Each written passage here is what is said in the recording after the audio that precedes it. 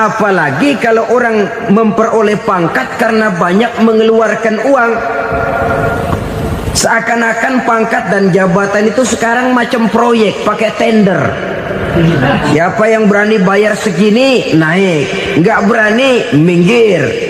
Padahal logikanya, kalau orang mencapai satu jabatan karena banyak mengeluarkan uang, hampir bisa dipastikan bahwa setelah jabatan itu dia pegang, langkah pertama yang akan dilakukannya ialah berusaha bagaimana uang yang dia keluarkan supaya kembali.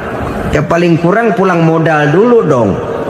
Kemudian kita melihat juga ada orang yang menilai bahwa bahagia itu katanya kalau punya kedudukan yang tinggi, pangkat yang agung, wibawa yang besar.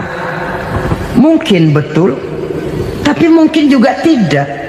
Bergantung kepada hati orang yang punya pangkat itu. Sama dengan harta tadi. Harta akan membawa bahagia kalau dia jatuh ke tangan orang yang berhati lapang. Tapi harta akan jadi bencana kalau jatuh ke tangan hati orang yang sempit. Pangkat akan membawa bahaya kalau jatuh di tangan hati orang yang sempit. Lebih dari itu, kenyataan mengajarkan kepada kita bahwa ternyata pangkat dan jabatan tidak selamanya memberikan kebahagiaan dalam kehidupan. Bahkan resikonya kelewat besar. Beberapa bukti kita bisa ambil dari para pemimpin dunia yang menjadi korban lantaran pangkat dan jabatan yang disandangnya. Saudara ingat Presiden Abraham Lincoln dan John Kennedy dari Amerika? Dibunuh orang.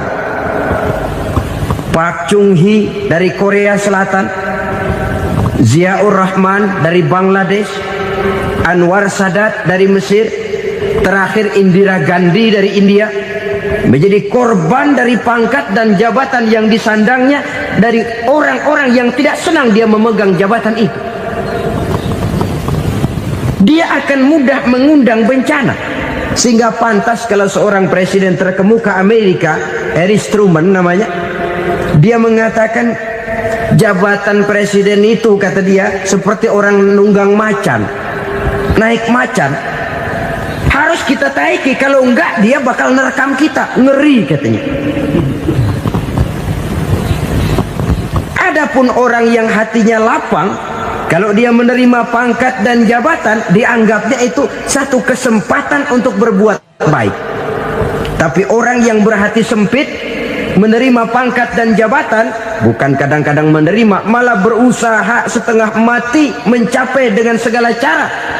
Kalau perlu jilat atas, jilat atas. Jadi golongan sumuhun dawu. Jadi kelompok kulon nuwun, yes sir, yang kerjanya cuma oke bos.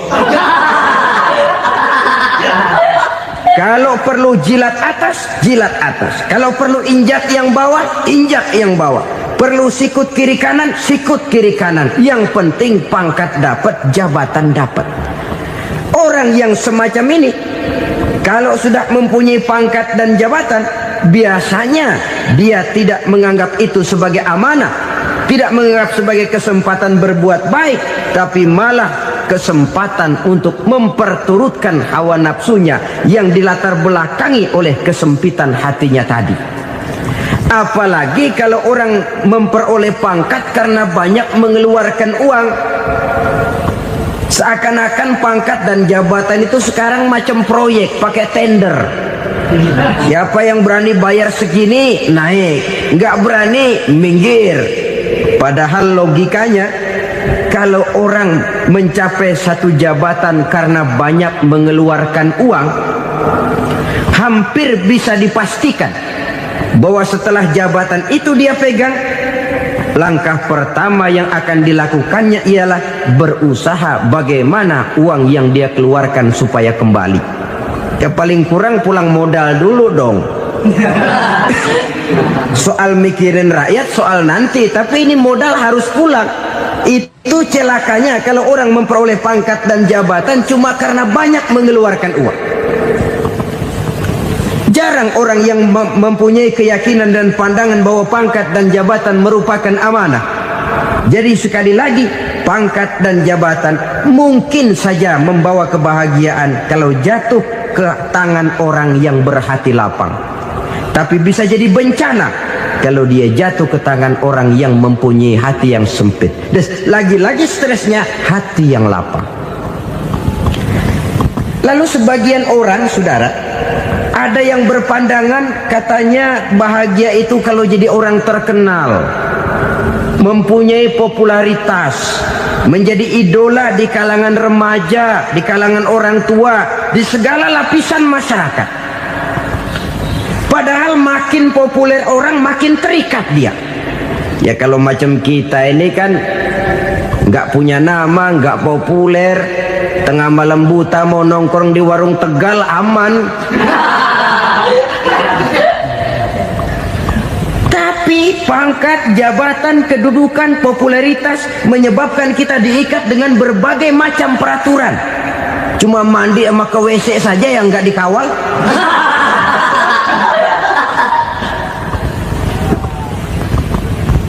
Benarkah popularitas, ketenaran membawa kebahagiaan? Mungkin iya, tapi mungkin juga tidak. Kenapa? Banyak orang-orang populer yang mengakhiri hidupnya secara tragis.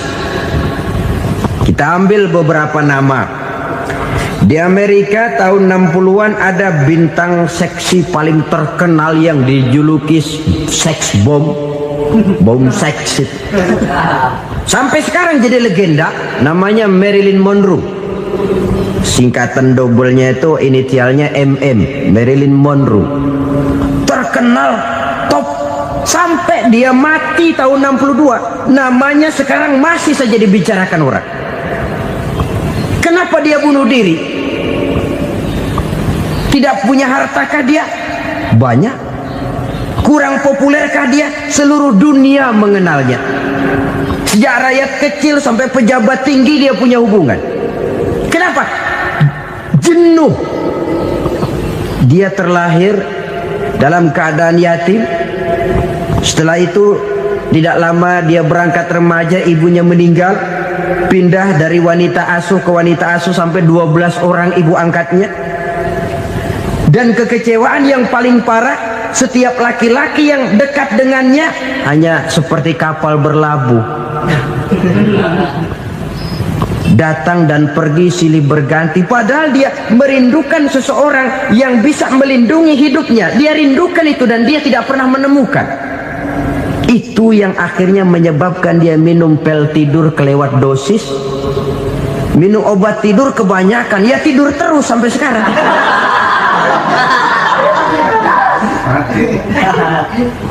Dia mengakui, saya telah memiliki ketenaran, tapi saya tidak pernah hidup dalam ketenaran itu. Saya pandai main sandiwara, tapi saya ingin hidup dalam alam yang real sebagaimana umumnya orang. Itu yang dia rindukan. Menyusul jejak yang namanya Marilyn Monroe ini, Billie Holiday, saudara kenal tentu, di rumah sakit dirawat. Dia juga minum obat overdosis, mati lagi. Jimi Hendrix minum obat tidur overdosis kelewat batas, mati lagi. Lalu yang menghanyutkan diri di danau, Janis Joplin dan Brian Jones.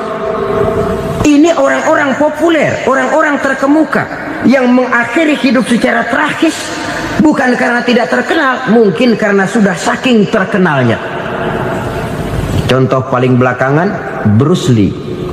Wah, ini tukang-tukang keprok tentu kenal siapa dia. Sampai sekarang pun tabir kematiannya masih merupakan misteri. Dan yang masih hidup juga menunjukkan gejala yang aneh. Michael Jackson, rumahnya di Beverly Hills itu dijaga sedemikian rupa, dan dia selalu curiga kepada setiap makanan. Harus steril, bersih dari segala macam kimia. Kemana dia pergi, itu tukang-tukang keprok sudah selalu menjaga dan mengawal, dan dia seakan takut menunjukkan mukanya yang asli. Hingga kalau tampil ke tengah di luar show, dia kadang memakai pakaian yang tidak menunjukkan dia yang sebenarnya. takut dikenali orang. Ternyata popularitas sering jadi momok yang meracuni kehidupan manusia.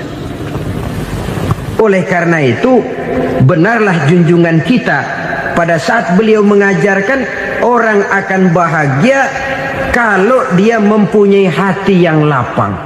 Nah, sekarang masalahnya untuk mendapatkan hati yang lapang caranya bagaimana? Kita kembali kepada konsep Quran. Allah mengajarkan, ala inna bidzikrillahi tatmainnul qulub. Ketahuilah bahwa dengan banyak mengingat Allah, hati akan tenang, jiwa akan lapang.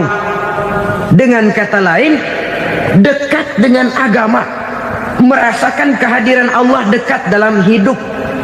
Itu muara pertama untuk mencapai hati yang lapang. Ala inna bizikrillahi tatmainnul qulub.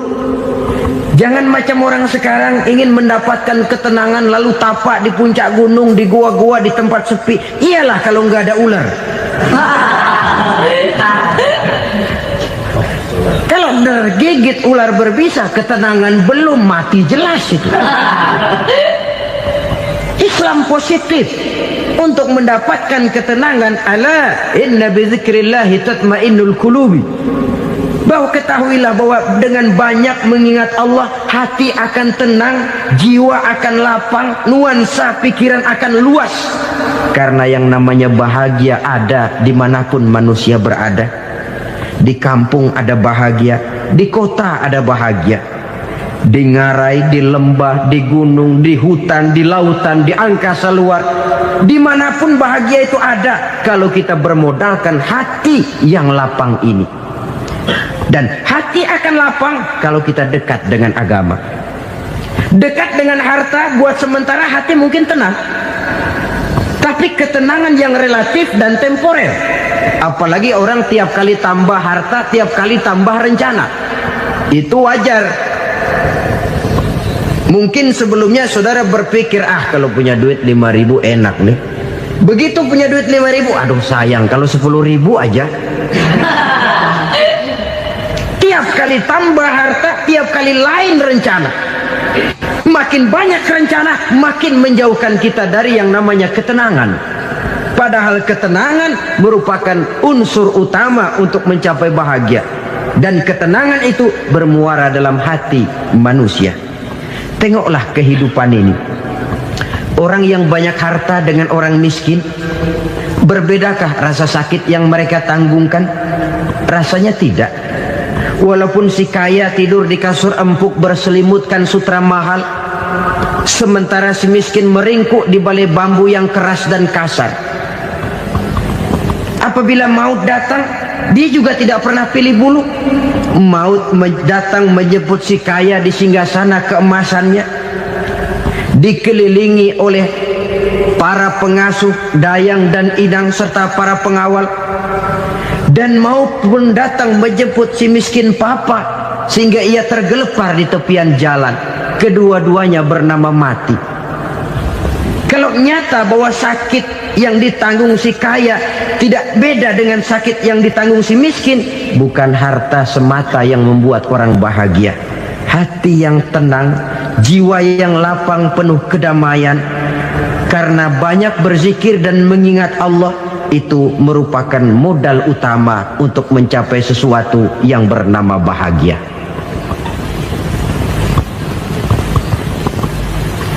Saudara hadirin yang saya hormati, inilah yang pertama dari 4 ciri yang digambarkan oleh Nabi tentang tanda-tanda orang bahagia. Dan harus berangkat dari yang pertama ini, hati yang lapang. Ini yang harus kita miliki lebih dahulu. Baru nanti akan menyusul kepada poin yang ketiga, kedua, dan selanjutnya. Sebab kalau hati sudah terisi dengan jiwa yang lapang, seluruh persoalan insya Allah akan bisa kita atasi dengan sebagaimana mestinya. Yang kedua sekarang, tanda orang bahagia menurut baginda Nabi, markabun syariah. Orang bahagia itu, kata beliau, punya kendaraan biar cepat asal lancar. Artinya kemana dia mau pergi mudah. Apa maksud hadis ini? Kalau kita kaji lebih dalam, kendaraan itu kan alat transportasi. Transportasi tidak lain adalah usaha memudahkan komunikasi. Pindah dari situ kepada teori bahwa manusia adalah zon political, makhluk bermasyarakat yang tidak bisa memenuhi kebutuhan hidupnya secara sendirian. Kita memerlukan keberadaan orang lain dalam kehidupan ini. Untuk memakai baju saja kita sudah perlukan petani yang tanam kapas, pabrik yang memintal kapas jadi benang, pabrik yang menenun benang jadi kain, sampai kepada mesin jahit, sampai kepada tukang jahit. Itu cuma untuk memakai pakaian saja. Tidak seorang pun di antara kita yang sanggup memenuhi kebutuhan hidupnya secara sendiri. Kita perlu orang lain. Maka kebebasan dalam arti mutlak, kebebasan tanpa batas, itu tidak mungkin ada dalam kehidupan. Karena kita mengadakan yang disebut interaksi sosial. Setiap kegiatan kita tentu melibatkan orang lain. Menurut kita barangkali kita bebas jalan di jalan raya semaunya, tapi orang lain berkendaraan pun merasa bahwa ini ada juga jalan haknya, dan begitu selanjutnya. Oleh karena itu, maksud dari kendaraan yang cepat ini adalah khulata'uhu ma'as solihin. Lingkungan pergaulannya terdiri dari orang-orang soleh. Pergaulannya luas. Kemana dia pergi ada temannya. Kesulitannya ada tempat dia cerita.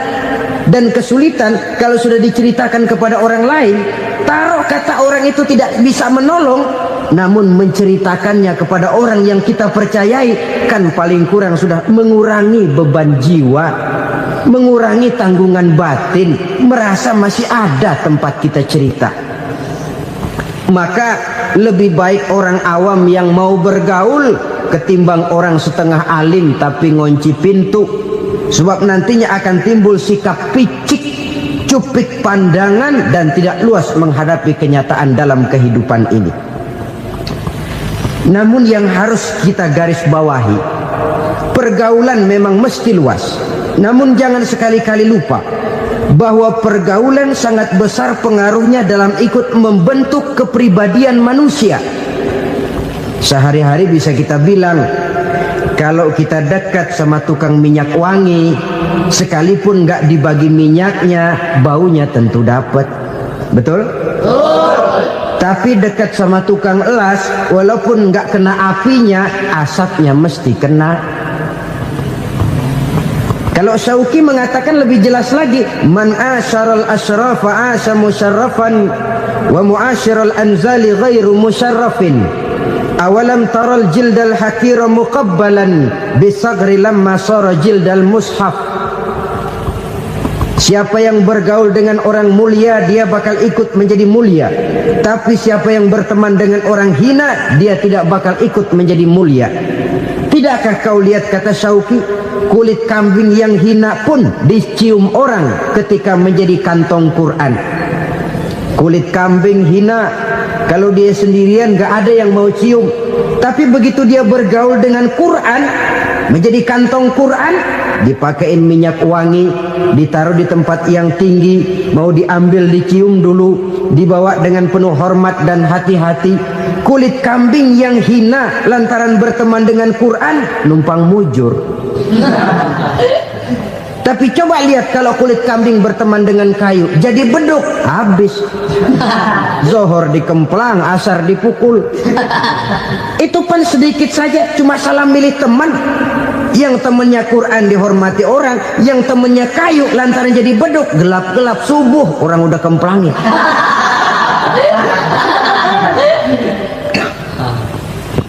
Maka terutama kepada adik-adik remaja yang masih mencari identitas diri, yang ibarat kaset masih kaset kosong, mudah diisi oleh apapun, pandai-pandailah memilih teman dalam bergaul.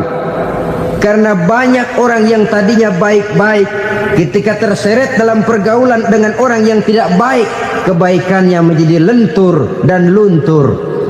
Tapi berapa banyak bajingan-bajingan tengik, Orang-orang yang berlumur noda dan dosa, tiap hari melakukan maksiat, namun bergaul dengan orang yang baik-baik, pada akhirnya sedikit demi sedikit beringsut dan berangsur dia terbiasa mengikuti kebaikan-kebaikan. Saya tekankan ini kepada remaja karena mereka masih mencari identitas diri. Apa yang mereka lihat mereka mau, apa yang mereka dengar mereka ingin tahu. Coba lihat kehidupan remaja. Pulang nonton film Rambo, pengen jadi Rambo, gagah, maunya belekai melulu. Pulang nonton film Superman, pengen bisa terbang. Pulang nonton India, nyanyi melulu. Wajar, mereka masih mencari identitas diri. Saya ini sebenarnya siapa? Lingkungan, pergaulan akan membentuk itu. Karena itu pandai-pandailah bergaul, karena ia sangat besar pengaruhnya dalam ikut membentuk kepribadian manusia. Apalagi sifat yang jelek lebih cepat menularnya ketimbang sifat yang baik. Sifat yang baik, watak yang soleh itu lambat sekali untuk menular. Tapi yang tidak baik, kan prosesnya mah kalau remaja biasanya mula-mula dengar. Karena dengar lalu pengen tahu. Karena pengen tahu lalu ngeliatin. Begitu ngeliatin kan pengen nyobain. Setelah nyobain ketagihan. Nah, ini prosesnya. Yang namanya ganja, morfin, narkotik awalnya kan begitu. Mula-mula denger katanya kalau sudah fly to the sky, sudah melayang ke langit katanya, disitulah puncak kebahagiaan. Mulanya cuma denger. Karena denger pengen tahu. Karena pengen tahu lalu ngeliat, kumpul sama orang yang suka ngeganja. Setelah ngeliat, nah pengen ngerasain. Begitu ngerasain enak juga, ketagihan. Kalau sudah ketagihan jadi penyakit kronis, bisa merembet kepada yang lain. Iya, kalau orang tuanya mampu untuk beli morfin, beli ganja. Kalau tidak kan pikirannya ngayap, jemuran siapa ya gue sabet. Timbullah perbuatan-perbuatan negatif yang bermula dari salah pergaulan. Apalagi buat adik-adik remaja yang tinggal di kota-kota besar, yang pengaruh budaya, pengaruh kesenian, pengaruh struktur kehidupan yang nampak makin individualistis, di mana persaingan tajam, tensi ekonomi tinggi, orang mudah mengalami stres. Pandai-pandailah dalam bergaul, sekali lagi, karena ia sangat besar pengaruhnya dalam ikut membentuk kepribadian manusia. Orang bahagia punya kendaraan yang cepat, artinya punya pergaulan yang luas, dan lingkungan pergaulannya terdiri dari orang-orang yang soleh. Kemana dia pergi ada teman, kesulitannya ada tempat dia cerita. Tapi kalau sudah menyendiri, hidup sendiri, kesulitan dipikiri sendiri, bisa mati belum waktunya. Tidak ada tempat berbagi rasa, tidak ada tempat bercerita, tidak ada tempat mengurangi beban dalam kehidupan. Pantas betul kalau Islam sangat menggalakkan dan menganjurkan orang kalau sudah sampai waktunya itu untuk melangsungkan nikah. Kata Nabi, ya ma'syaras syabab man istata'a minkumul ba'at falyatazawwaj. Hai para pemuda, kalau sudah mampu memberi nafkah, kawinlah, nikahlah kamu. Kenapa? Sudah ada teman hidup, tempat berbagi rasa. Kesulitan kalau ada tempat cerita akan lebih ringan ketimbang kita telan sendiri, walaupun bobot kesulitannya sama beratnya. Saudara-saudara kaum muslimin rahimakumullah, inilah ciri yang kedua, punya kendaraan biar cepat asal lancar. Kemana kita mau pergi gampang. Dengan kata lain, setelah hati yang luas, pergaulan yang luas. Dua. Yang ketiga sekarang, tanda orang bahagia itu menurut Nabi, misbahun mudhi'un, punya lampu yang terang. Oh, itu enggak problem. Sekarang sudah zamannya listrik masuk desa, Pak. Lampu sudah terang semua. Betul, kalau itu yang dimaksud. Tapi tidak cuma itu. Karena lampu yang dimaksud di sini lampu yang akan menerangi seluruh perjalanan hidup. Dan perjalanan hidup itu sudah dimulai sejak kita terlahir ke alam ini sampai masuk ke alam barzah, kumpul di padang mahsyar sampai ke akhirat. Lampu yang menerangi itu yang diperlukan. Kalau lampu, katakanlah yang paling top sekarang kan lampu jenis Mercury. Taruhlah itu di rumah kita, dia cuma menerangi rumah kita, menerangi hati pun tidak sanggup. Bila kita masuk ke alam barzah, alam kubur, sanggupkah si Mercury yang begitu terang menerangi alam barzah kita? Tidak sanggup lagi. Sanggupkah lampu yang ratusan watt, bahkan puluhan ribu watt menerangi kehidupan di padang mahsyar? Tidak akan sanggup lagi. Kalau demikian yang dimaksud lampu yang terang di sini apa? Tidak lain amal soleh, kebajikan yang kita lakukan dalam hidup. Itu yang akan jadi lampu penerang. Di dunia nama kita akan terang. Jasad kita boleh hancur terkubur tanah, tapi nama kita akan dikenang orang. Begitulah kalau orang meninggalkan kebajikan dalam hidup seperti sekarang. Ribuan orang tiap saat berziarah ke kubur Imam Syafi'i, ke kubur Imam Malik, ke kubur Imam Ghazali, ke kubur orang yang baik-baik, orang yang soleh-soleh. Kebajikannya yang ditinggalkan, yang mengukir namanya dengan tinta emas. Sehingga saudara sudah terbaring di alam kubur, orang lewat, Allah ini kuburannya Fulan bin Fulan, dulu ini kebaikannya Masya Allah, saya ikut merasakan. Mari kita mampir sebentar, kita Fatihah. Mohon disampaikan Allah pahalanya kepada almarhum. Al-Fatihah. Itu kalau orang baik-baik. Lalu saudara tanya, Pak, orang mati dikirimin Fatihah apa nyampe pahalanya? Saya jawab, kalau saudara nggak percaya, mati dulu dah. Nanti saya Fatihain, tungguin di sana. Umpama nggak sampai, balik lagi kemari. Sekarang ini kan maunya otak-otakan saja. Kalau nggak masuk otak, nggak percaya. Padahal alam gaib itu nggak bisa diotak-otakin. Sama saja dengan saudara pernah dengar cerita kapal tanpa emas tenggelam kan? Pernah nggak? Di mana? Ya, di laut Masalembo. Begitu ketampo emas tenggelam, ratusan penumpang itu terjun ke laut, dipermainkan gelombang, berjuang menghadapi maut itu. Orang lagi timbul tenggelam di lautan, dihantam ombak, kita tengokin pakai helikopter. Pak, lagi timbul tenggelam ya? Iya, tolongin. Jangan khawatir Pak, nih saya kirim intan Pak, harganya 10 juta. Kira-kira orang yang timbul tenggelam di laut seneng nggak? Kan mahal toh intan 10 juta.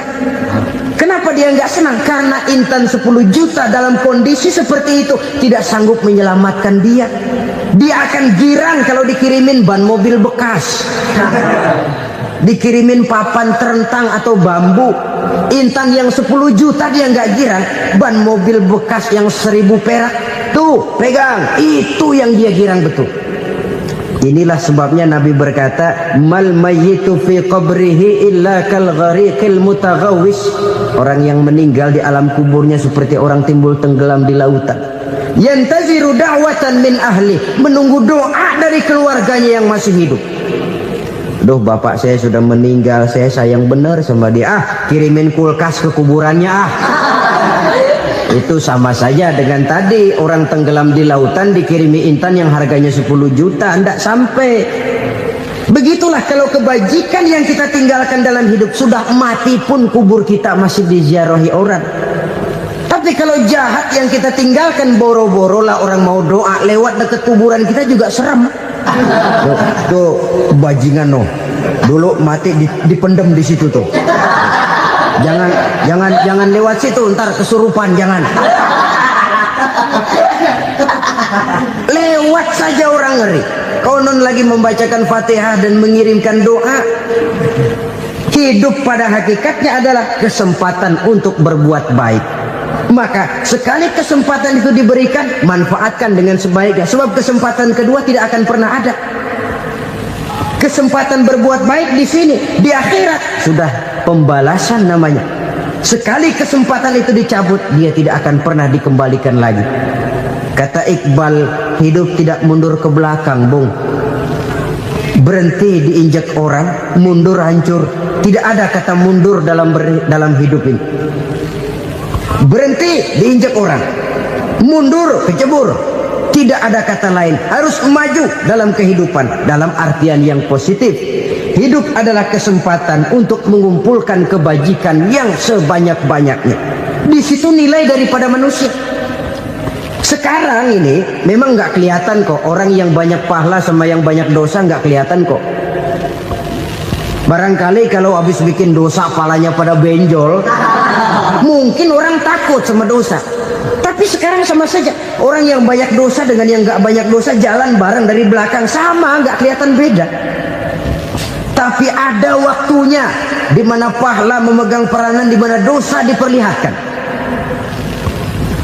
Sama saja kalau kita bawa mobil siang, lampu kan nggak begitu berfungsi. Apa lalu bilang, alah ini lampu berat-beratin, copot-copotin aja dah. Tidak perlu begitu. Kenapa? Pada suatu saat malam senja akan datang. Bila matahari terbenam, senja pun datang, gelap mulai merayap, disitulah baru terasa perlunya lampu. Pahala begitu. Sekarang orang yang nggak ada pahalanya nggak kelihatan dalam kehidupan. Tapi pada suatu saat senja kehidupan akan datang. Ajal merenggut nyawa, malam merayap, dan hidup mulai diliputi kegelapan di alam barzakh. Dikala itu kalau nggak punya lampu, alangkah malangnya kita. Sebab amal yang baik, kata Nabi, di alam barzakh itu akan diciptakan menjadi perempuan yang cantik menemani kita. Amal yang jahat akan menjadi orang yang paling jelek nemenin kita. Udah di tempat gelap yang nemenin jelek.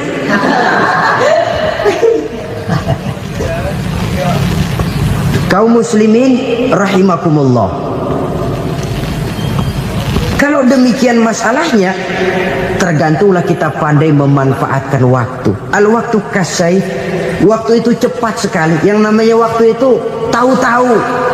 Tahu-tahu udah tahun 87. Tahu-tahu udah begitu. Tahu-tahu yang kemarin anak-anak, sekarang udah pada punya anak. Tahu-tahu saja itu. Begitu cepat waktu berlalu. Kalau tidaklah pandai kita memanfaatkannya, akan rugi kita. Nabi bersabda, "Man kana yaumuhu khairun min amsihi fahuwa rabih." Barang siapa yang hari ini lebih baik daripada hari kemarin, itu orang untung. Hari ini lebih baik daripada kemarin. Bulan ini lebih baik dari bulan kemarin. Tahun ini lebih baik dari tahun kemarin. Itu orang yang beruntung. Tahun kemarin sembayangnya maghrib doang, sekarang udah tambah isya. Tahun kemarin cuman Idul Fitri aja ngancem bener, sekarang udah tambah Jumat, lalu tambah lagi maghrib, tambah lagi isya, dan selanjutnya. Hari ini lebih baik daripada kemarin, itu orang yang beruntung.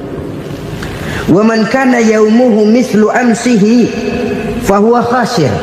Lalu barang siapa yang hari ini sama saja dengan hari kemarin, itu orang rugi. Hari ini sama dengan kemarin, rugi itu. Bulan ini begitu, bulan kemarin begitu, tahun ini begitu, tahun lalu juga begitu. Rugi itu orang. Rugi apa? Rugi umur. Umur tambah, amalan gak pernah tambah. Dan saya pikir lebih merupakan azab ketimbang nikmat kalau orang dikasih panjang umur cuma untuk numpuk dosa. Mending mana? Panjang umur banyak dosa sama pendek umur dikit dosa? Mending mana? Mending mana? Ya, paling mending tentu panjang umur banyak pahala. Tapi kalau tidak, sekali lagi, lebih merupakan azab ketimbang nikmat kalau orang diberikan panjang umur tapi cuma untuk sekedar menumpuk dosa. Kehilangan kesadaran bahwa dunia bukan terminal akhir dari satu perjalanan. Dia cuma halte di mana kita berhenti sebentar untuk menuju kepada terminal yang hakiki. Saudara-saudara kaum muslimin rahimakumullah. Inilah lampu yang akan menerangi kehidupan. amal yang kita lakukan di dalam kehidupan. Jadi yang dimaksud dengan lampu yang terang, kebajikan yang kita kerjakan dalam hidup. Nah, setiap orang di awal tadi saya bilang ingin bahagia. Bahagia itu kan hakikatnya kumpulan senang dan selamat. Senang, selamat. Apa bedanya? Senang tapi tidak selamat, nggak bahagia. Selamat tapi nggak senang, nggak bahagia orang. Contoh, kalau orang korupsi, duitnya banyak, senang dia, tapi keselamatannya. Ada tentara baris di samping rumahnya udah bingung, padahal tentara latihan. Tentara cuma latihan, dia bingung. Senang, tapi karena keselamatannya tidak terjamin, dia tidak bahagia. Sebaliknya pegawai negeri jujur benar, cuma segaji-gajinya, selamat nggak korupsi, tapi melarat, ya nggak bahagia juga, kurang senang. Kesenangan dan keselamatan untuk dunia saja, ya sekali lagi, kalau cuma sekedar untuk dunia saja, bisa dibeli pakai uang. Bisa dibeli pakai uang. Saudara ingin selamat, bisa dibeli pakai uang. Saudara ingin senang, bisa dibeli dengan uang. Tapi setelah mati, masuk ke alam barzah, habis kekuasaan uang. Nggak bisa lagi beli keselamatan pakai uang. Tidak mungkin lagi membeli kesenangan dengan uang. Di situ pahala yang megang peranan. Makin banyak pahala, makin banyak saham untuk membeli kesenangan dan keselamatan, untuk memperoleh yang namanya bahagia. Dan jangan lupa loh, di alam barzah kita nggak sebentar, menunggu datangnya kiamat. Loh iya, kalau kita begitu dikuburin terus kiamat datang, untung. Tapi kalau masih harus 1000, 2000, puluhan ribu tahun yang akan datang, dalam satu penantian yang begitu lama, tanpa saham untuk memperoleh kebahagiaan, satu kemalangan yang tidak ada pernah putus-putusnya. Janganlah tergelincir oleh kebahagiaan sebentar yang menipu dengan mengorbankan kebahagiaan hakiki yang berjangka panjang. Apa artinya senyum sejenak kalau harus ditebus dengan tangis seumur hidup? Biarlah kita minum jamu, pahit memang, getir memang, tapi kan besok badan sehat. Daripada sekarang minum sirup, manis memang, enak memang, tapi bibir pada jontor besok. Sirawan, batuk, nggak karu-karuan. Banyak orang tertipu oleh kesenangan yang sebentar. Padahal laisa kullu ma yalma'u zahaban. Belum tentu semua yang berkilat itu emas. Belum tentu semua yang gemerlap itu intan. Karena itu, marilah manfaatkan kesempatan yang diberikan Allah ini untuk mengumpulkan kebajikan yang sebanyak-banyaknya. Yang terakhir sekarang, yang keempat, tanda orang bahagia kata Nabi, zaujatun salihah. Orang bahagia itu tanda yang keempat kata Nabi, punya istri biar cakep asal taat. Sudah surga itu, cakep taat. Istri kayak gitu, kalau belum mati jangan dikuburin dulu. Sudah cakep taat lagi. Tapi kadang-kadang enggak, udah jelek ngadat melulu. Apa yang mau dipilih? Sebab itu Quran mengatakan istri pakaian untuk suami, suami pakaian untuk istri. Kenapa suami istri diibaratkan pakaian? Alangkah tingginya gaya bahasa Quran ini. Suami istri teman hidup, hidup perjalanan panjang. Sejak kita dalam rahim sudah ada hidup kan di sini. Sampai ke alam dunia, masuk ke alam barzah, kumpul di padang mahsyar, sampai menuju akhirat, itu perjalanan hidup. Carilah istri atau suami, teman hidup yang membawa manfaat tidak hanya kehidupan di dunia ini, sampai di alam barzah, sampai di padang mahsyar. Suaminya mungkin meninggal lebih dulu, atau istrinya mungkin meninggal lebih dulu, tapi suami atau istri yang masih hidup berbuat kebajikan. Suami saya meninggal, ada hartanya, saya sedekahkan, niat pahala untuk almarhum suami saya. Ini teman hidup, tidak dibatasi dan tidak bisa dipisahkan oleh maut sekalipun. Zohirnya mungkin pisah, badannya mungkin pisah, tapi hatinya, jiwanya, kebersamaannya dalam menghadapi kehidupan. Karena itu, saudara-saudara, bahasa Quran indah. Suami istri diibaratkan seperti pakaian. Apa fungsi pakaian? Pertama, pakaian jadi kebanggaan. Artinya, suami harus menjadi kebanggaan istri, istri harus jadi kebanggaan suami. Yang kedua, pakaian itu kan fungsinya menutup aurat. Artinya, sesama suami istri harus saling menjaga kekurangan masing-masing. Jangan malah sesama suami istri saling membongkar rahasia dan aibnya sendiri-sendiri. Istrinya diceritain jeleknya di mana-mana, atau suaminya dibongkar rahasianya di pasar umum. Itu sudah tidak lagi berfungsi sebagai pakaian. Kenapa semua ini diperlukan? Karena kita menyadari bangsa yang baik terdiri dari masyarakat yang baik. Masyarakat yang baik merupakan susunan dari warga yang baik.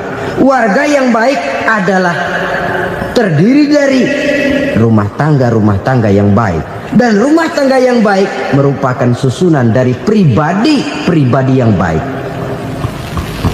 Dari situ langkah dimulai. Membangun satu bangsa yang baik diawali dengan membangun rumah tangga yang baik, dengan menciptakan pribadi-pribadi yang baik. Sehingga dari sini diharapkan berkembanglah nilai-nilai kebaikan. Orang akan bahagia mempunyai istri yang soleh.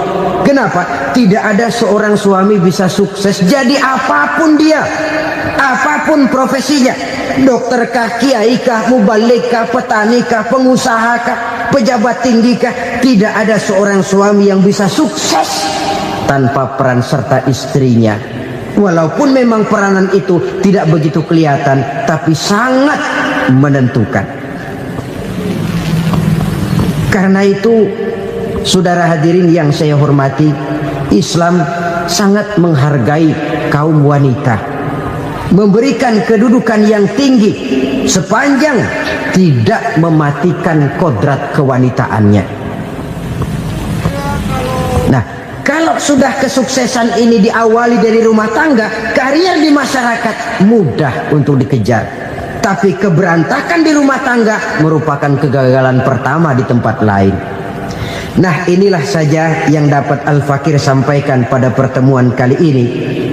Selalu berusaha menyimpan sesuatu yang bisa membawa manfaat, baik untuk dirinya, untuk anak cucunya, maupun untuk keluarganya, untuk masa kini dan masa depannya. Kadang simpanan itu berbentuk uang, kadang berupa tanah, lain saat berbentuk pabrik, dan lain sebagainya. Sementara masa depan yang paling pasti adalah akhirat.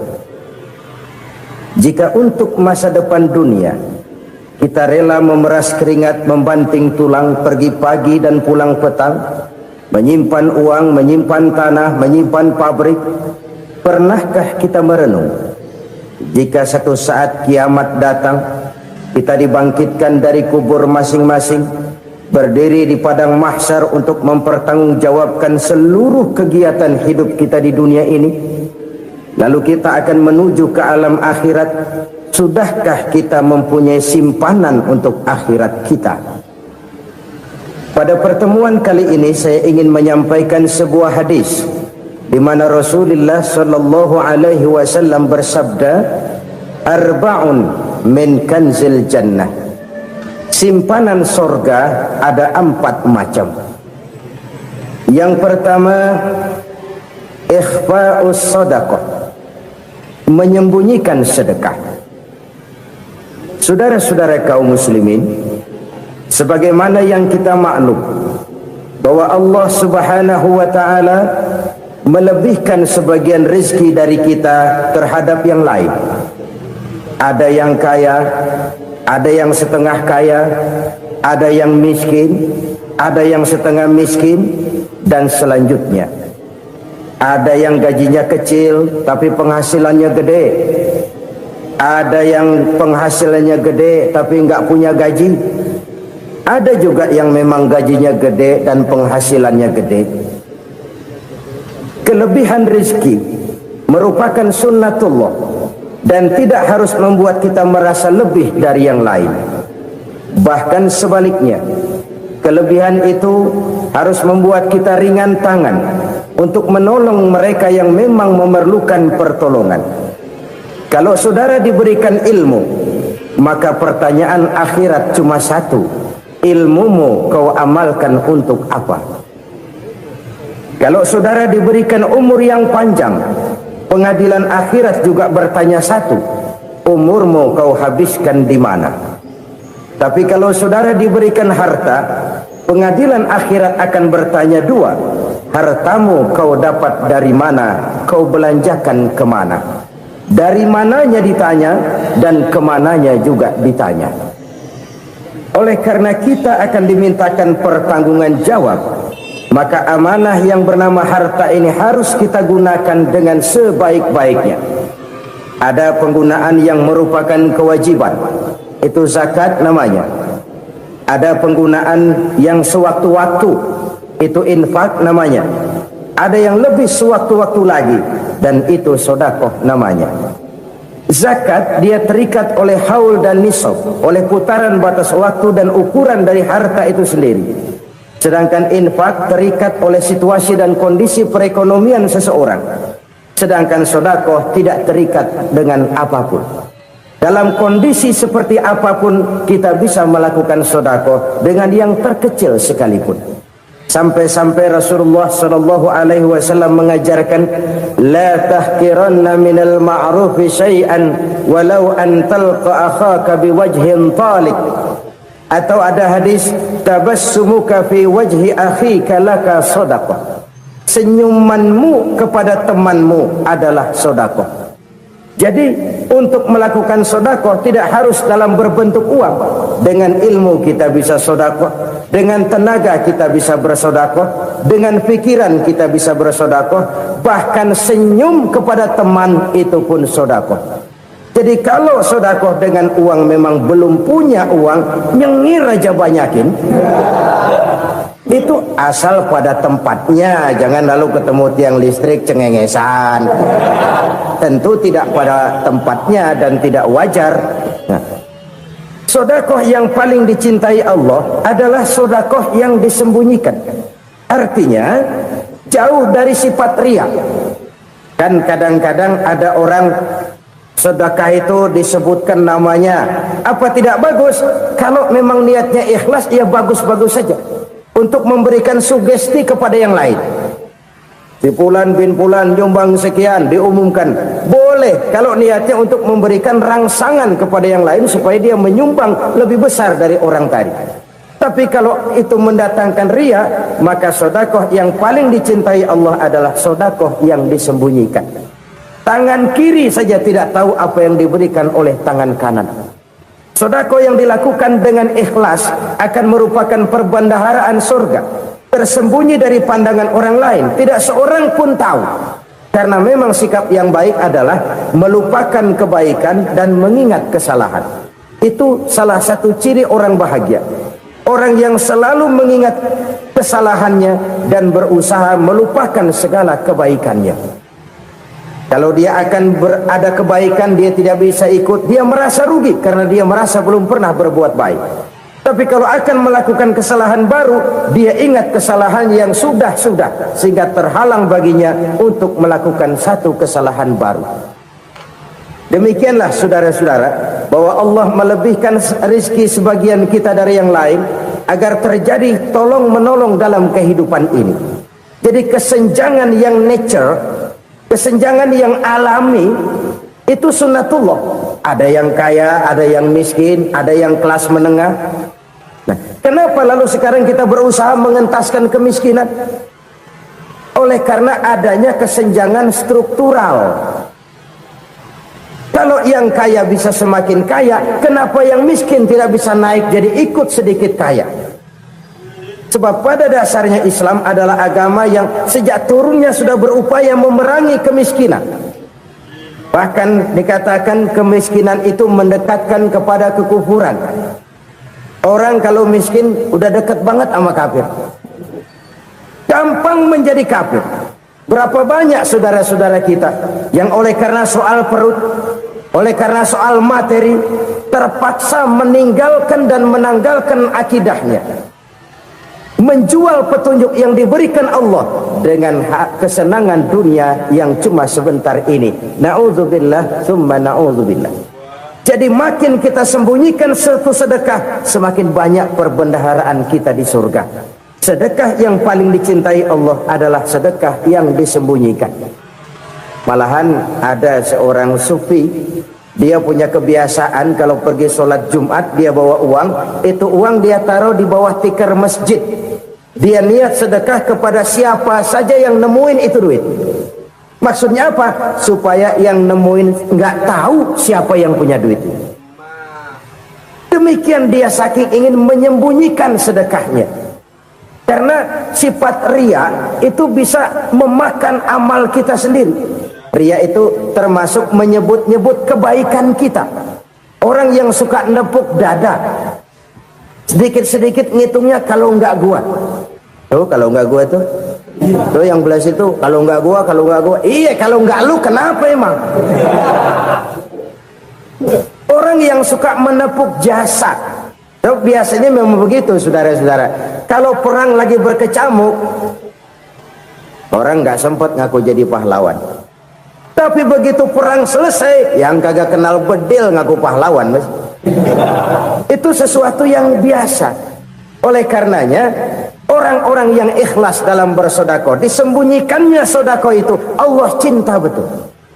Malahan ada hadis memberikan jaminan, inna shadaqatal mar'il muslimi tazidu fil umri wa tadfa'u mitatas su'i. Sesungguhnya sedekahnya seorang mukmin tazidu fil umri, bisa menambah umur panjang. Wa tadfa'u mitatas su'i, dan menyelamatkan manusia dari mati secara su'ul khatimah.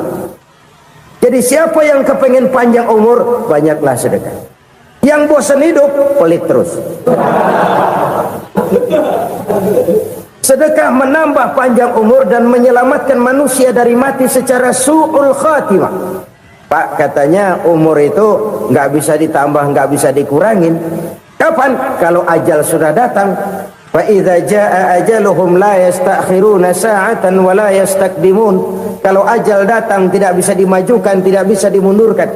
Itu kalau ajal sudah datang. Tidak bisa lagi umur ditambah dikurangi, sudah datang. Tapi kalau belum datang, itu kan haknya Allah.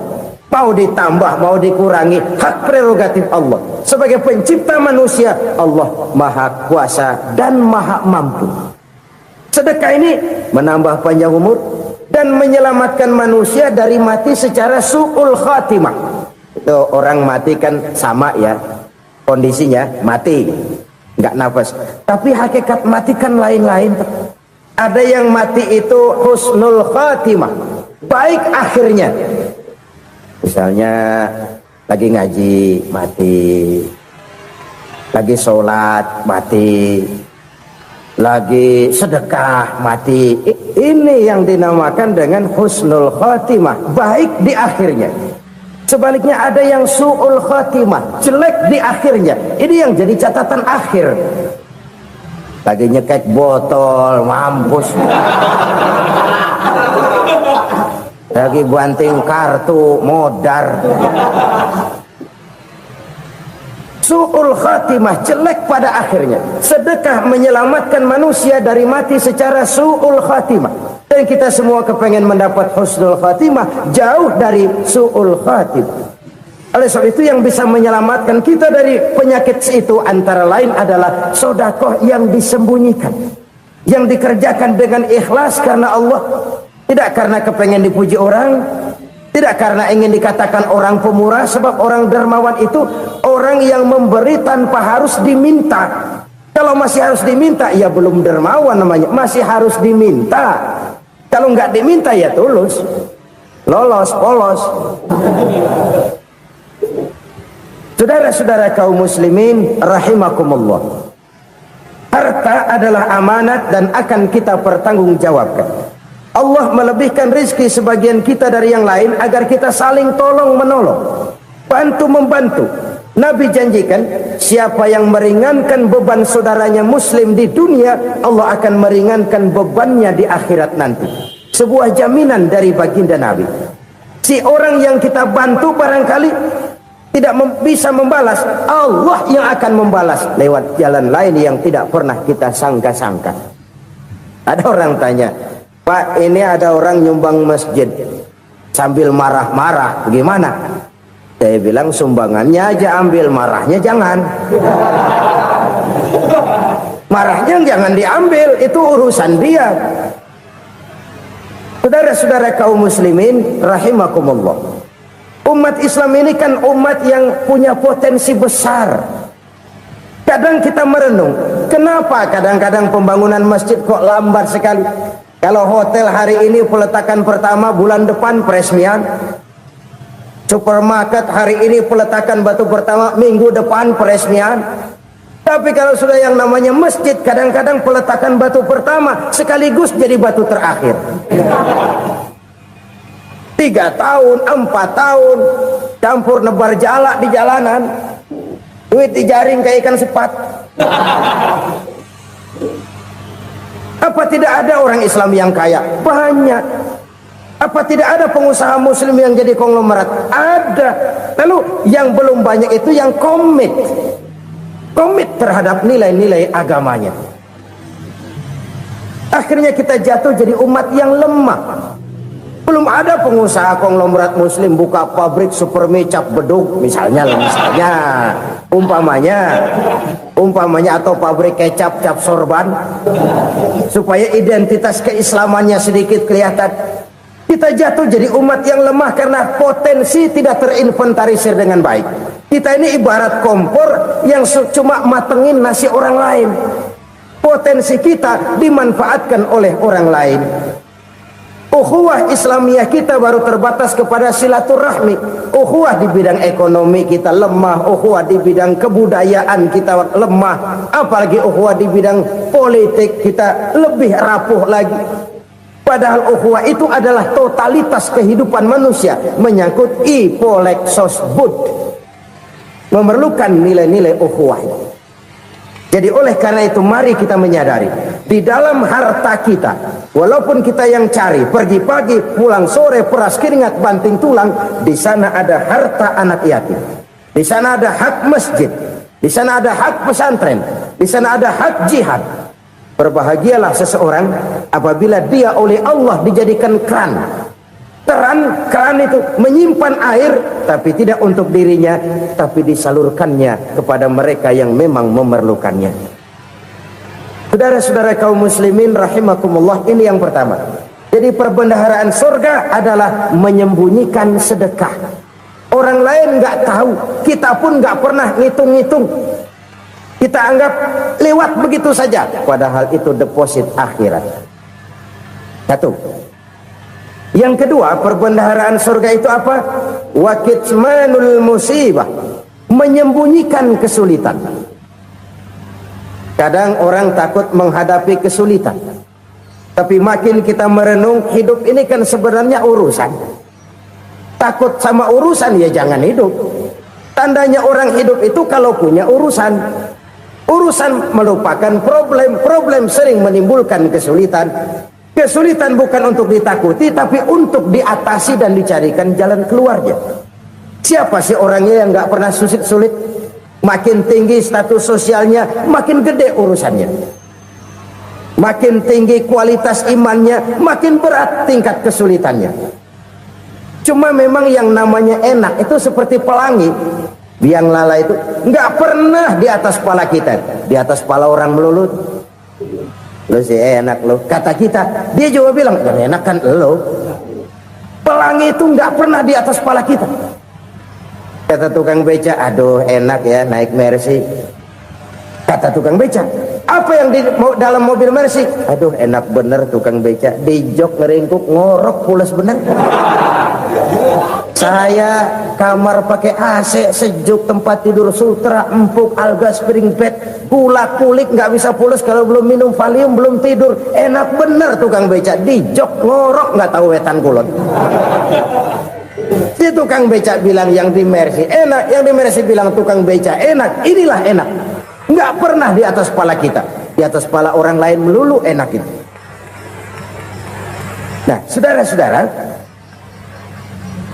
yang merupakan perbendaharaan surga itu orang yang bisa menyembunyikan kesulitan, baik pribadi ataupun rumah tangga. Nih terutama rumah tangga yang jadi soalnya. Kadang-kadang kita ini kalau senang, sebaliknya kalau senang kita diam, kalem aja, cuek. Banyak banget duit kita bawaan, diam aja udah, malah ketemu orang takut. Tapi begitu susah sekampung tahu. Padahal Nabi mengajarkan perbendaharaan surga itu menyembunyikan musibah, menyembunyikan kesulitan. Kalau enak cerita sama orang-orang, kalau nggak enak rasain sendiri, tekan sendiri, atasin sendiri. Kita kan sebaliknya, tenang kita diam, asal lagi susah paling tidak kita nyari teman buat cerita kesusahan. Siapa orangnya yang nggak pernah susah? Cuma soalnya bagaimana kita mengatasi kesusahan itu sendiri. Begitu juga misalnya kalau orang sudah berumah tangga, itu orang tuanya harus menjadi tempat dia cerita yang enak-enak saja. Yang nggak enak rasain berdua, selesaikan berdua, atasin berdua. Jangan dibalik. Asal senang diam, giliran susah saja. Maknya laporan. Terbalik, bisa menjaga security informasi. Maka nama bayam keluar diam, malah seluitan. Enak amat lo makan daging ayam. Security informasi. Saudara-saudara kaum muslimin rahimakumullah, ujian yang terberat itu yang pernah diberikan kepada para nabi, para rasul, para aulia, para ulama. Makin tinggi keimanan, makin berat bentuk kesulitan. Ayo saya kemukakan satu contoh saja. Ada seorang nabi yang kaya, nabi kaya, namanya Nabi Ayub.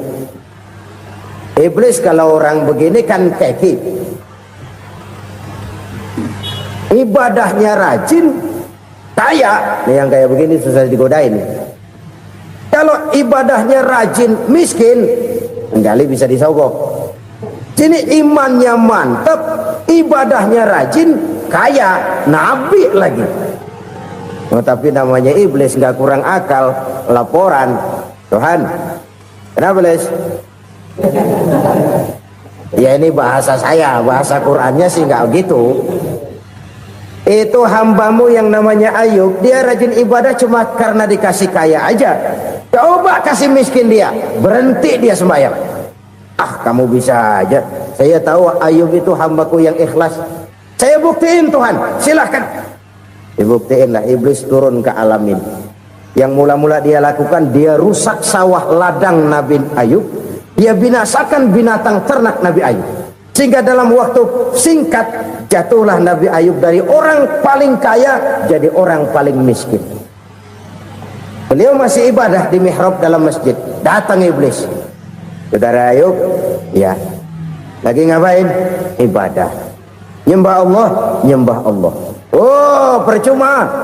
Kenapa? Tuhan yang ente sembah nih, dia udah bikin miskin ente. Sawah ladang ente hancur lebur, binatang ternak binasa. Sekarang ente jadi orang paling miskin. Ngapain nyembah Tuhan kayak begitu? Tekor. Udah berhenti dah ibadah, berhenti ibadah. Ini iblis sama Tuhan laporannya lain, yang dikerjakan kepada Nabi Ayub juga lain. Benar begitu iblis kata Nabi Ayub? Iya, sawah ladang saya habis, buras. Binatang ternak saya binasa, binasa. Saya miskin, bangpak. Apa jawab Nabi Ayub? Bukan innalillahi, ini hebat. Alhamdulillahillazi a'tani wa akhza minni. Segala puji bagi Allah yang telah memberikan harta kepada saya dan sekarang mengambilnya lagi. Alhamdulillah. Allah yang ngasih, Allah yang ambil. Itu mah urusan Allah. Iblis cuman ibadah jalan terus, sujud lagi Nabi Ayub. Iblis seleher gondok banget. Dasar Nabi nggak mempan dia apa-apain. Miskin malah alhamdulillah, Allah yang ngasih, Allah yang ngambil. Jadi kalau kita tidak komit, kita tidak terikat kepada kaya, miskin, senang, susah, apa yang bisa bikin kita susah? Jadikan kekayaan, kemiskinan, jadikan senang susah sebagai anak buah yang bisa kita atur. Jangan kekayaan ngatur kita, jangan kemiskinan ngatur kita. Kita yang harus mengatur mereka. Senang susah, kaya miskin, bahagia sengsara, jadikan itu anak buah yang bisa kita atur. Kalau sekarang kita kaya, lain saat boleh jadi kita miskin, semiskin-miskinnya. Allah yang ngasih, Allah yang ngambil. Tenaga mana yang bisa menghalangi? Ibadah jalan terus, iblis makin gondok. Dasar nabi loh. Akhirnya apa? Nabi Ayub dikerjain, diberikan penyakit. Demikian fatal penyakitnya. Bayangin, udah miskin sakit. Masya Allah, miskin sakit. Sakitnya nggak lama, kira-kira 16 tahun. Istrinya 3, 2 mental minta ceraiin. Ngerawatin laki bengek begini, senang belum tentu, susah udah pasti nih, cerai aja, cerai dah, cerai. Tinggal satu Siti Rahmah yang setia menemani beliau, sesetia-setianya hati perempuan. Satu saat Siti Rahmah bilang, "Bang, iya, abang kan nabi bang." Lalu namanya nabi kan doanya jarang meleset bang. Maksud kamu minta kenapa sih sama Tuhan biar abang sembuh baik dah bang? Siti Rahmah, iya. Saya sakit berapa tahun sih dah? 16 tahun bang. Sebelum ini saya sehat berapa tahun? Ya kira-kira 60 tahun bang. Nah coba ente banding-bandingin Rahmah. Saya dikasih sehat 60 tahun, dikasih sakit 16 tahun. Sudah nggak sabar mau doa kepada Allah minta sembuh. Saya malu kepada Allah. Diuji dengan yang luar biasa seperti ini, tidak mengganggu stabilitas kehambaannya. Dia tetap menghamba kepada Allah Subhanahu wa ta'ala. Saudara-saudara kaum muslimin rahimakumullah, kunci menghadapi kesulitan itu apa? Allah jelaskan dalam satu ayat, wa basyiris sabirin alladzina iza asabathum musibah qalu inna lillahi wa inna ilaihi raji'un. Gembirakan orang-orang yang sabar. Siapa mereka itu? Yang apabila mendapat musibah mereka kembali kepada keyakinan dasar, segalanya dari Allah dan segalanya akan kembali kepada Allah. Ini konsepsi dasar dari sikap muslim dalam menghadapi berbagai kesulitan. Segalanya dari Allah, segalanya akan kembali kepada Allah. Kalau ini sudah kondisi dasarnya, maka kita akan lapang menghadapi kenyataan bagaimanapun pahitnya. Apakah itu namanya miskin, apakah itu namanya sakit, bahkan maut sekalipun, segalanya dari Allah, segalanya akan kembali kepada Allah. Ini sikap hidup, bukan sekedar ucapan. Kita kadang-kadang menjadikannya sebagai ucapan, mulutnya sih nggak berhenti, innalillahi wa inna ilaihi raji'un, tapi nangisnya terus gerung-gerungan. Bukan itu, ini kesadaran moral. Kalau segalanya dari Allah, segalanya kembali kepada Allah, kan sebenarnya cuma nunggu giliran. Hari ini saya nyembayangin dia, entah hari apa saya disembayangin orang. Hari ini saya antar dia ke kubur, entah hari apa orang nganterin saya ke kubur. Hari ini saya tahlilkan dia, entah nanti kapan orang tahlilkan saya. Segalanya dari Allah, segalanya akan kembali juga kepada Allah. Oleh sebab itu saudara-saudara, kesulitan bukan untuk ditakuti. Kesulitan justru untuk diatasi, dicarikan jalan keluarnya. Dan tidak ada orang yang tidak pernah mendapat kesulitan. Tidak ada. Semakin tinggi status sosial, semakin tinggi kualitas keimanan, semakin besar juga tingkat kesulitan. Hanya saja bagaimana cara kita mengatasinya. Dan Al-Quran menyatakan, inna ma'al usri yusra. Di balik kesulitan itu pasti ada kemudahan. Roda itu berputar. Karena itu Rasulullah sallallahu alaihi wasallam mengingatkan kepada kita, ta'arraf ila Allah fir raha ya'rifka fis shiddah. Ingatlah kepada Allah di waktu kamu senang, supaya Allah ingat kepada kamu di waktu kamu susah. Kalau waktu senang kita ingat kepada Allah, kita susah, Allah tidak akan meninggalkan kita. Tapi kalau waktu senang kita jauh dari Allah, sujud tidak sempat, dengan masjid jauh, ketika senang kita lupakan Allah, nanti begitu kita susah, Allah lupakan kita, dan itu menyakitkan. Oleh karena itu orang-orang tua kita dulu bilang, kalau lagi sehat ingat-ingat lu bakal sakit nanti. Kalau lagi kaya ingat-ingat satu saat kita bakal jatuh miskin. Bahkan kalau lagi muda ingat-ingat kita bakal tua. Dan yang terpenting, kalau lagi hidup ingat-ingat kita bakal mati. Saudara-saudara kaum muslimin rahimakumullah. Jadi yang kedua yang merupakan perbendaharaan surga, menyembunyikan musibah. Saudara-saudara kaum muslimin rahimakumullah. Hal ketiga yang merupakan perbendaharaan surga adalah wasilaturrahmi. Orang yang suka bersilaturahmi. Sebagaimana yang kita maklum bahwa manusia adalah makhluk yang disebut zon politika, makhluk sosial yang tidak mungkin hidup sendiri-sendiri. Betapa dan siapapun kita memerlukan orang lain. Bodoh betul manusia kalau tinggal di tengah masyarakat tapi tidak mau bermasyarakat. Merasa hebat sendiri, pintar sendiri, gagah sendiri, kaya sendiri. Mungkin kalau mati juga ngubur sendiri. Jangankan kita di sini, di sorga saja Nabi Adam waktu sendirian bengong melulu, mondar mandir. Allah tegur dam sepi dam. Ya ini kalau bahasa saya. Iya Tuhan sepi ini nggak ada coret-corekan pisan ini. Diciptakan Siti Hawa baru anteng Nabi Adam. Itu di surga. Cobalah. Umpamanya saudara tinggal di Jakarta nih. Kaya bener. Apaan aja di Jakarta punya saudara dah. Jembatan Semanggi ambil, Monas buntel bawa pulang, hotel-hotel ambil semua. Cuman tinggal di Jakarta sendirian, apa enaknya? Betapa dan siapapun kita perlu orang lain. Tidak ada seorang pun yang bisa memenuhi kebutuhan hidupnya secara sendiri-sendiri. Nah, Islam telah menyelamatkan manusia dari ras diskriminasi, mengikat manusia dengan persaudaraan yang berlandaskan kepada akidah. Karena itu dianjurkan bersilaturahmi. Bahkan Nabi menyatakan, man arada ayyubsata lahu fi rizqihi wa yunsa'a fi atharihi falyasil rahimah. Siapa yang kepengen diluaskan rezekinya dan dipanjangkan usianya, banyaklah ia bersilaturahmi. Siapa yang kepengen dimudahkan rezekinya, hendaknya ia banyak bersilaturahmi. Kalau banyak teman, kesulitan kan paling tidak ada tempat cerita. Udah susah sendirian, kita pikirin diri, nggak ada tempat tukar pikiran. Cepet banget sama bengek. Dilawan sendiri.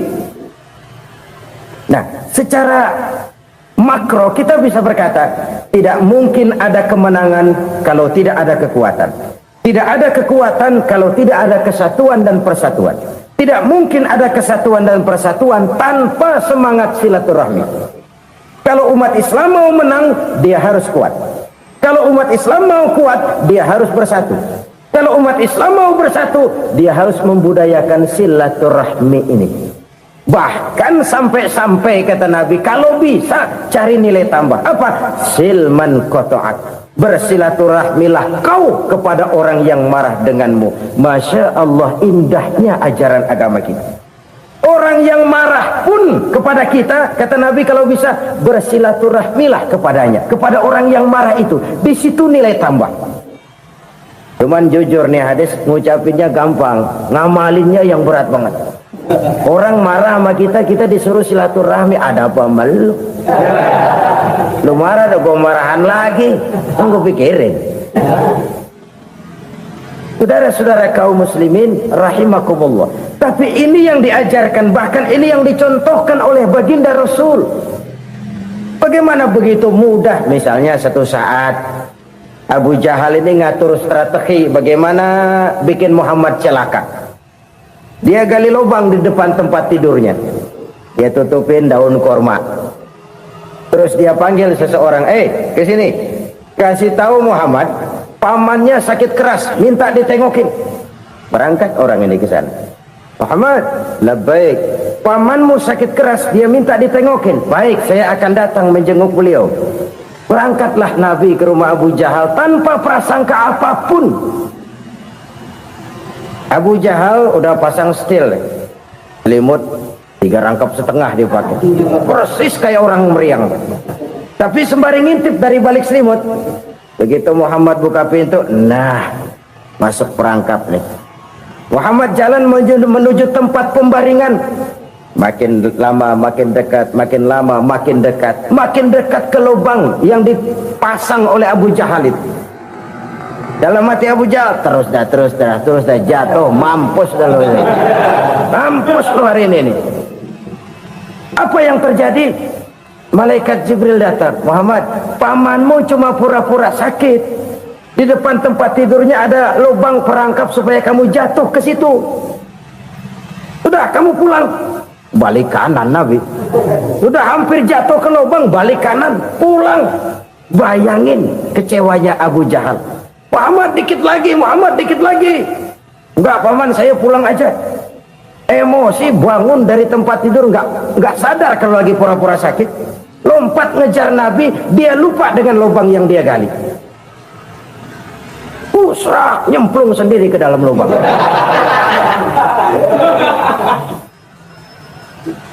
Nabi terus berlalu. Ini terjadi keanehan. Jatuh ke lubang yang dia gali itu sebenarnya nggak terlalu dalam ya, antara 3-4 meteran lah. Tolong saya jatuh ke lubang ini. Datanglah pelayan-pelayannya itu. Angkat saya dari sini. Oh, yang ngulurin tambang. Satu gulung, belum juga nyampe itu tambah. Kurang, beli lagi ke warung. Sambung, ulur lagi, nggak juga bisa sampai. Wah, ini kerjaan Muhammad ini. Tolong, siapa salah seorang kamu ke rumah Muhammad, kasih tahu encangnya kecebur. Minta ditolongin. Sampaikan kepada Rasul. Kenapa? Pamanmu jatuh ke lubang, Muhammad minta tolong diangkatin. Tambang udah nyambung-nyambung nggak nyampe juga. Ya, nanti saya datang, saya tolong. Coba. Nyata-nyata orang berniat jahat mau mencelakakan dia. Datang dia menolong. Ini yang disebut air tuba dibalas air susu ya ini. Bukan sebaliknya. Air tuba dibalas air susu. Paman, kecebur ya? Iya Muhammad, tolong ini. Pegang tangan saya. Nabi ulurkan tangannya. Nyampe. Dipegang oleh Abu Jahal. Diangkat ke atas. Sampai atas. Apa kata Abu Jahal? Sihirmu memang hebat Muhammad. Udah ditolongin dikata sihir. Yang enak kita kemplang kan itu orang begitu. Urusan apa? Tapi inilah akhlak. Kalau bisa kamu bersilaturahmilah dengan orang yang marah kepadamu sekalipun. Orang marah kita tetap baik. So, kalau kita berbuat baik sama orang yang memang baik, rasanya sih biasa-biasa aja. Orang baik kita baik lagi, ya draw aja, belum ada nilai tambah di situ. Baru ada nilai tambah kalau kita bisa berbuat baik kepada orang yang nyakitin kita. Itu namanya kita setingkat di atas dia. Dia sakitin kita, kita berbuat baik sama dia. Dia pelit sama kita, kita baik sama dia. Dia marahin kita, kita deketin dia. Di situ kita punya nilai tambah. Jadi siapa yang ingin diluaskan rezekinya kata Nabi dan dipanjangkan umurnya, hendaklah ia banyak-banyak bersilaturahmi. Sederhana sebenarnya silaturahmi, tapi silaturahmi membangkitkan semangat kesatuan dan persatuan. Kesatuan dan persatuan melahirkan kekuatan. Dalam matematika 1 ditambah 1 pasti 2. Tapi di tengah masyarakat 1 orang takut ditambah 1 orang takut, hasilnya jadi 2 orang setengah berani. Kenapa setengah berani? Karena udah berdua. Tadi pan takut sendirian. Kalau dia kumpul turu-turu takutlah jadi berani. Kita yang lemah, kita yang tidak berdaya, kita yang miskin, kalau mau kompak bersatu, apa yang nggak bisa kita kerjain? apalagi tinggal di kota besar. Pilihan cuma dua, bertahan atau minggir. Bertahan atau minggir. Untuk bisa bertahan harus mampu bersaing. Untuk mampu bersaing harus punya keahlian. Keahlian harus ditunjang dengan pendidikan, ditambah oleh kekompakan sebagai umat. Udah miskin mencar mulu, orang injak kita. Orang nggak pandang urusan apa malu. Oleh karena itu silaturahmi pada hakikatnya merupakan ruh dari ukhuwah yang diajarkan oleh agama kita. Bagaimana Islam menyelamatkan masyarakat manusia dari ras diskriminasi, mengikat manusia, dan tidak ada persaudaraan yang lebih indah selain persaudaraan yang diikat dengan nilai-nilai akidah. Sepanjang orang di jalan Allah, itulah saudara kita. Keluar dia dari jalan Allah, selesailah persaudaraan sampai di situ. Karena itu, kalau ingin menyimpan sesuatu di surga, banyaklah bersilaturahmi. Datang ke rumah ini, datang ke rumah itu, dan lain sebagainya. Itu simpanan kita di akhirat nanti. Ini yang ketiga. Saudara-saudara, yang keempat, perbendaharaan surga itu apa? Wa qawlu la hawla wa la quwwata illa billah. Ucapan la hawla wa la quwwata illa billah. Ibadah kan ada yang berat, modalnya besar. Bangun masjid berat, modalnya besar. Bangun rumah sakit berat, modalnya besar. Ada ibadah yang berat tapi modalnya ringan. Misalnya puasa. Puasa itu berat, mengendalikan nafsu. Kalau sekedar nggak makan nggak minum sih enteng. Mengendalikan nafsu itu jihad terbesar. Tapi kan modalnya ringan, cuma niat saja. Ini ibadah berat, modalnya ringan. Ada ibadah yang ringan, modalnya juga enteng. Seperti termasuk ucapan la haula wa la quwwata illa billah. Tanpa sadar, la haula wa la quwwata illa billah. Nyelengin tuh di surga. Nyelengin, kita nggak terasa. Nyelengin simpenan akhirat. La haula wa la quwwata illa billah. Nyimpan lagi. Kaget, la haula wa la quwwata illa billah. Nyimpan lagi. Banyak simpenan. Walaupun sebenarnya yang dimaksud di sini adalah kesadaran batin bahwa tidak ada daya dan kekuatan kecuali Allah. Itu intinya. Kita memulai pekerjaan disunahkan baca bismillah, kan begitu? Apa itu? Kesadaran moral bahwa ini saya bisa kerjakan. Saya kerjakan ini dengan menyebut nama Allah. Kenapa? Kalau Allah tidak memberikan daya dan kekuatan, mana mampu saya kerjakan ini. Maka saya kerjakan ini dengan menyebut nama Allah. Bismillah. Kesadaran moral. Manusia hanya wajib berusaha, tapi nggak pernah wajib berhasil. Banyak hal-hal yang kalau kita renungkan secara rasio nggak mungkin, tapi jadi kenyataan. La haula wa la quwwata illa billah. Tidak ada daya dan kekuatan kecuali bagi Allah semata-mata. Kesadaran moral akan kelemahan dan keterbatasan makhluk bernama manusia. Kadang kita kagum dengan otak, tapi kita sering lupa sama yang bikin otak. Padahal bagaimanapun hebatnya otak, yang bikin otak pasti lebih hebat dari otak. Nggak percaya, silahkan otak-otakan. Inilah kecenderungan.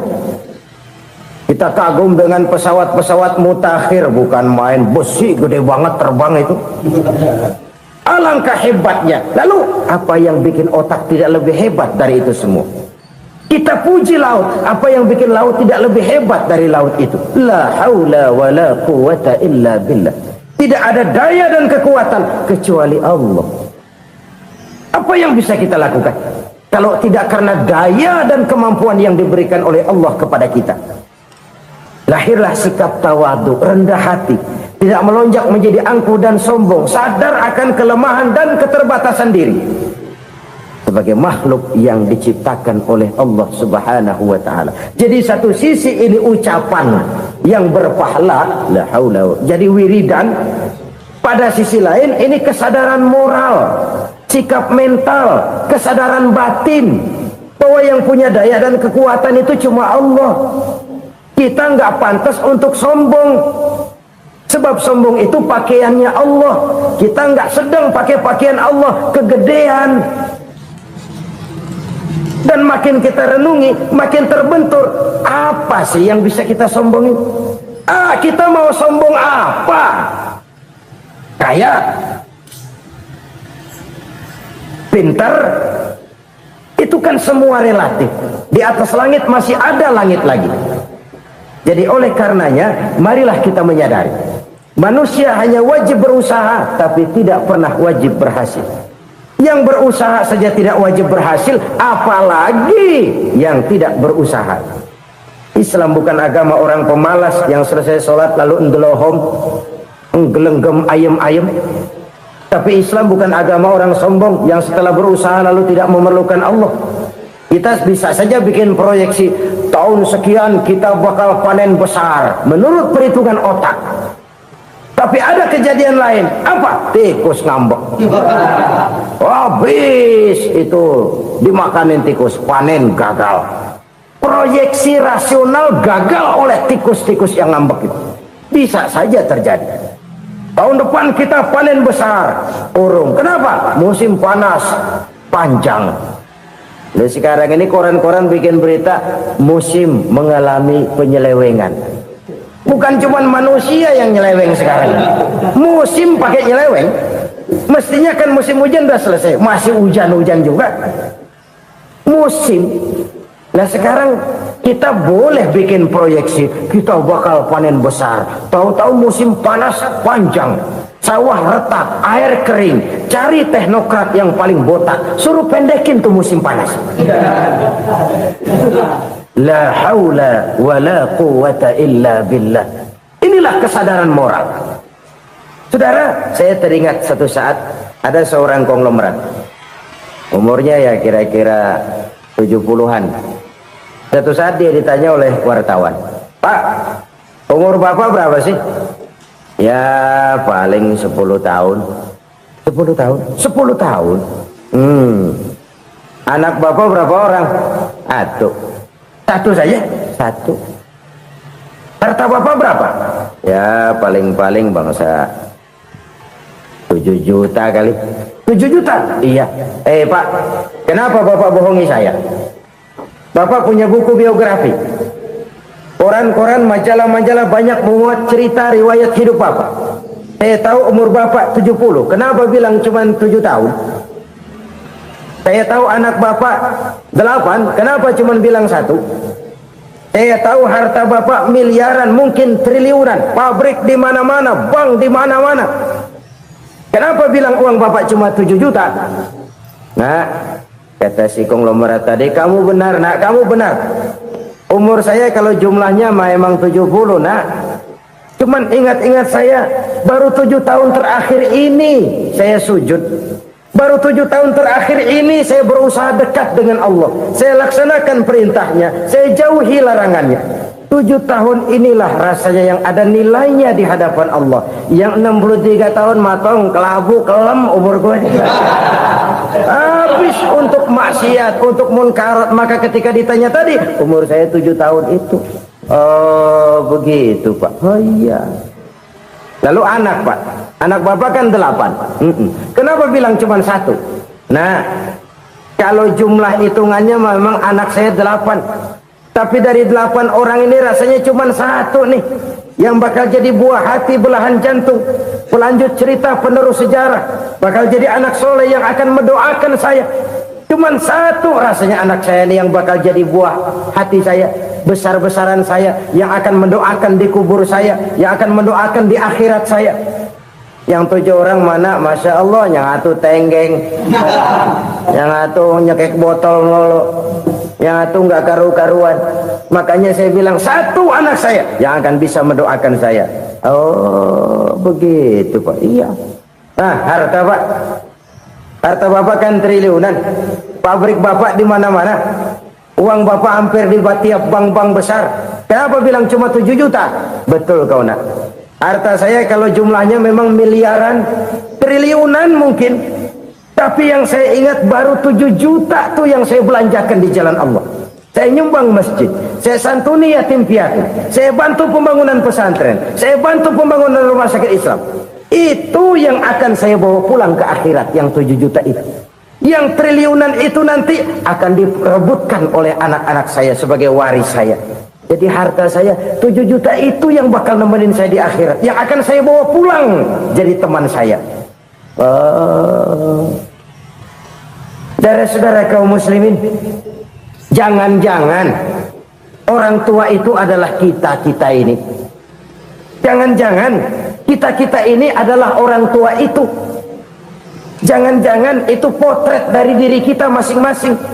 Dari sekian umur yang diberikan Allah, berapa tahun yang ada nilainya di hadapan Allah? Dari sekian anak-anak yang merupakan amanah, berapa yang akan mendoakan kita sebagai orang tuanya menjadi anak soleh? Dari sekian banyak harta yang diberikan Allah, berapa yang akan kita bawa pulang menghadapnya nanti, yang kita belanjakan di jalan Allah? Ini sebuah potret kehidupan. Karena itu kita kembali kepada la haula wa la quwwata illa billah. Kita wajib berusaha, kita wajib berikhtiar. Selebihnya segala daya dan kekuatan hanya milik Allah saja semata-mata. Satu kesadaran batin dari setiap pribadi muslim. Setelah ia berusaha dan berikhtiar, ia menyerahkannya kepada Allah Subhanahu wa ta'ala.